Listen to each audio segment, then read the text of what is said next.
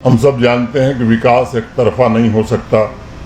हमें आर्थिक विकास तो चाहिए ही, लेकिन अब आर्थिक विकास बिना पर्यावरणीय संसाधनों के समन्वित करने के बिना मुझे लगता है कि अधूरा माना जाएगा। पेड़ स्वयं अपने फल को कभी नहीं खाते, बल्कि दूसरों के पेट भरने के लिए उन्हें फल देते हैं। वैसे ही बादल भी अपने बरसाए हुए जल द्वारा उगाई फसल को कभी नहीं खाते। मुझे लगता है ठीक उसी प्रकार समाज के प्रबुद्ध जनों का जीवन सिर्फ अपने लिए नहीं, बल्कि समाज की सेवा और दूसरे की भलाई के लिए समर्पित होता है। मैं समझता हूँ कि सदियों से इन आदर्शों ने हमारे देश की आवाम का मार्गदर्शन किया है।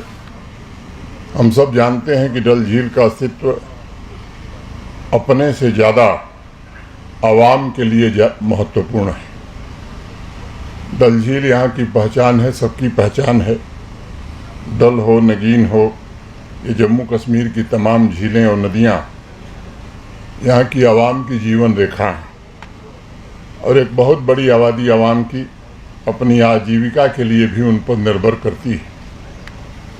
और इसलिए केवल एसएमसी का, एलसीएमए का या सरकारी कर्मचारियों का ये जिम्मा नहीं है, बल्कि ये आवाम की भी नैतिक जिम्मेदारी है कि सेवा भाव से डल झील तथा बाकी जो हमारे पानी के स्रोत हैं उनकी सफाई में अपना योगदान दें।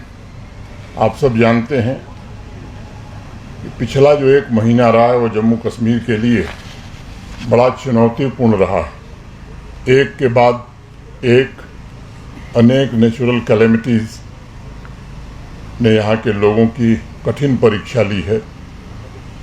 मैं समझता हूँ कि इन आपदाओं के बीच जनसामान्य को भी अब ये बात समझ में आने लगी है कि अपनी झीलों और प्राकृतिक संसाधनों का महत्व हमारे लिए क्या है। ये सच्चाई कि आज आवाम में प्राकृतिक विरासत को लेकर के नई चेतना जागृत हो रही है और इस बात का एहसास है ये जो हमारे संसाधन हैं, इन संसाधनों पर मनुष्य का, आवाम का अधिकार बड़ा टेम्पररी है। और इसलिए अब ऐसे चुनौतीपूर्ण समय में और महत्वपूर्ण हो गया है कि हम अपने जो नेचुरल रिसोर्सेस हैं, प्राकृतिक जो संसाधन हैं, उनके साथ तादात्म्य बनाकर, तालमेल बनाकर नए सिरे से जीना सीखें।